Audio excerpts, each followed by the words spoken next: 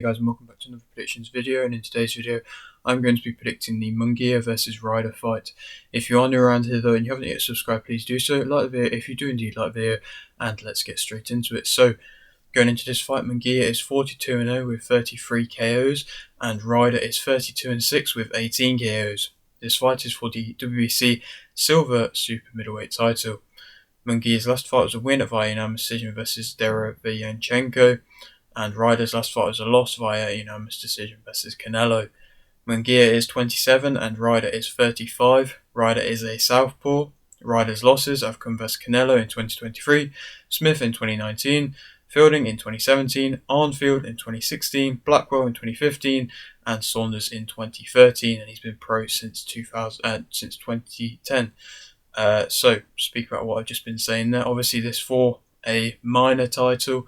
It's mainly just a big fight, to be fair, and a step up in Munguia's career. And it's going to be interesting to see how he deals with this step up now, and how Ryder is after coming off another kind of war type fight with Canelo, and a fight which he was losing, and he clearly did lose, but he showed a lot of heart and a lot of will, and put up a very valiant performance for himself, and kind of showed his desire and that his hunger is still there, and he's kind of come and had a bit of a second prime, which is very rare to see, to be fair, in many people's careers. And even at 35, he's still, in my opinion, boxing some of his best fights, and he still obviously has that grit, that determination, and often the chin is one of the first things to kind of go in a fighter, but Ryder's is still stronger than ever. So how's he going to be able to fare against Munguia, who is coming off a very entertaining fight in his last fight, to be fair? Derevyanchenko put up a very good performance himself. He almost got Munguia out there, to be fair.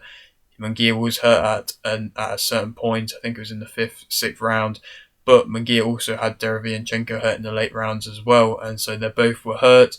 Munguia kind of did enough in the end, in that, especially that last round, to be able to win the fight, also getting the knockdown. And to be fair, also another sort of knockdown that should have been scored with Derevyanchenko's knee touching the canvas. But either way, it was a very entertaining fight, to be fair, and another good performance and another step up performance for him. Obviously, he's 42-0 now. He should be having these big fights, and this is a big fight for him, to be fair, and so it's one which I'm excited for. And obviously, there is a bit of a age gap between the two. People are saying this is Ryder's kind of final possible paycheck, final big performance, final big fight, but we'll have to wait and see. Obviously, even if he loses this one, if he puts up another very valiant performance, we could end up seeing him again, like in another big fight. And it's just down to how these wars are going to wear him down throughout time. And Munguia obviously being the younger guy and being the faster guy and the one with the hype behind him, he's going to have all the pressure on him here. And yet again, Ryder's going to have to be coming in with the underdog mentality, which I'm sure he is more than used to now. And even though he has lost fights and lost quite a few fights, they were only against some of the top fighters. He's only ever been stopped once, and like I say, in the recent years he has been fighting some of his best fights. And obviously, with him being a southpaw, that's always an added little factor as well. And so it's going to be a very entertaining fight. I think this is probably, in my opinion, a bit of a 50-50 fight, to be fair. Obviously, on paper, it isn't really seen as a 50-50 fight, with Munguia being seen as like a clear favourite on paper. But the more you look into it, the more you'd have to say this is a bit of a 50-50 fight. And so, the whole card is good though. So also on this card, a couple of fights I want to speak about. Fundora versus Cruz for the IBF World Flyweight title, in which I think Cruz will win via unanimous decision. This is a very good 50-50 fight as well, in my opinion, and they both fight quite similarly. They're both quite tall for the weight. They've both got a long reach, and they both do have elements of power. I would say Fundora most definitely does have the better power, but I think Cruz has the better technique, and I think Cruz will end up winning with unanimous decision. I think Fundora's footwork might be exposed a little bit. I think Cruz will have the better footwork, have the better style, have the better technique, maybe have to take a few big shots from Fundora, but I think Cruz will end up winning in the end. And then also on this card is Collazo versus Gutierrez for the WBO World Minimum Weight title, in which I think Collazo will win via TKO in round 7. Collazo is a fighter who's most definitely growing on me, a fighter who does have immense amount of talent. I mean, I did a prediction, I believe, when he fought Jerusalem, and I thought he'd lose that one, to be fair, but obviously he came through and he won, and he looked very impressive in that one. Then he just fought Diagan in his last fight, and he looked very good in that one as well, and it got another controlled stoppage. I think I really like his discipline and his just constant pressure, and it's smart technical pressure, and the fact he does have a very tight, compact guard as well, and he does also hit hard and really wears you down.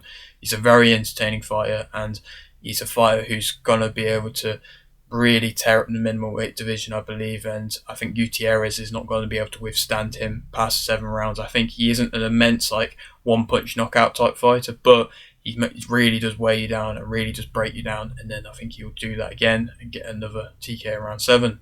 Going back to the main event now, so Munguia as a fighter, he'll put the pressure on from early, and he did that in his last fight, and that's obviously something which is nice to see, and it's something that Ryder is going to have to be able to deal with from earlier. And to be fair, throughout most of the fight, I feel like Munguia is going to be one most probably pressing the pressure. He's got very good body work. When he utilises it, is very good. He can be accurate at times. I think his accuracy can drop a bit when he does get tired or if he does get hurt, but he does have accuracy majority of the time. Finding his rhythm, when he is in his rhythm, his accuracy is amazing, and when he does find his rhythm, it is very impressive, and he normally is quite good at finding his rhythm quite quickly, and like you've kind of seen from his performances, it's hard to get him out of his rhythm when he is in it.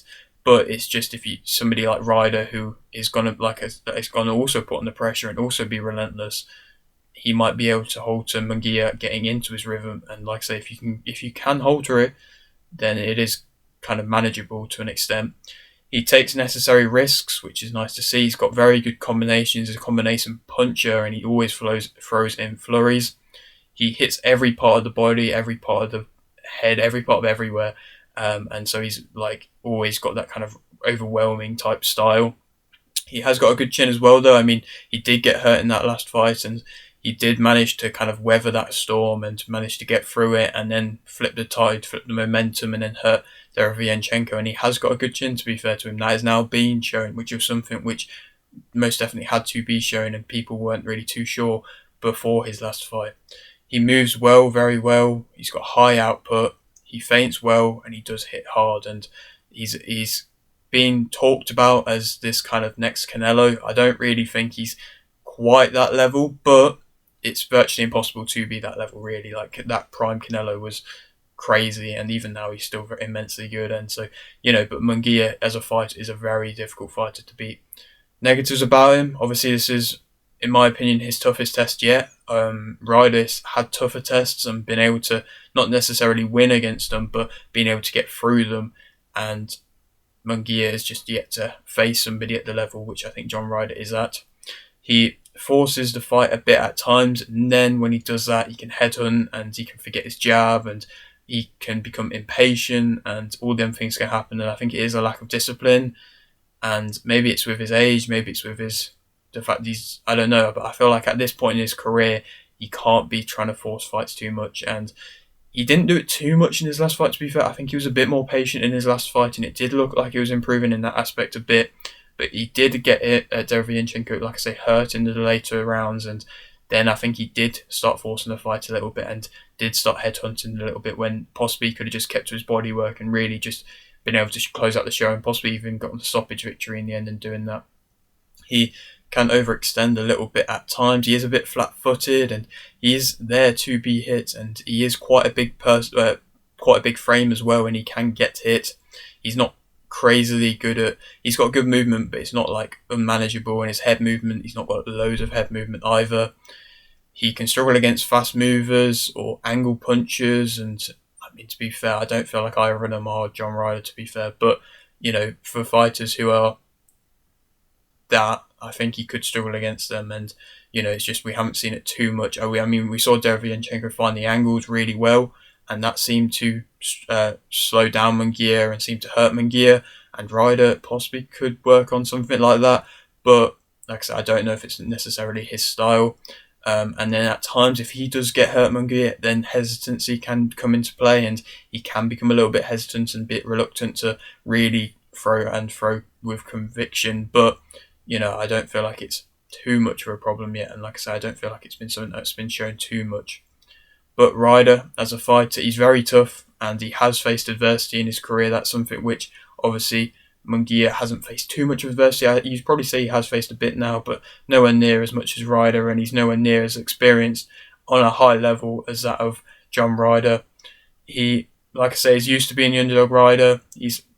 And as a style wise, he is relentless. He's good in close. I would say he's possibly better in close than that of Munguia. I don't know though, because Munguia's bodywork is really good.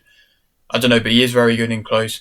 Ryder, he outworks, and that's his whole kind of plan. He will just outwork you. He has that workhorse mindset, and he will always just be working and working away. He drags fighters into deep waters, and that's something which Munguia obviously had in his last fight, but managed to get through it. And I just don't know if you can get through it against somebody like Ryder, because Ryder is a bit different. But fighters have shown that they can get through it against Ryder in the past.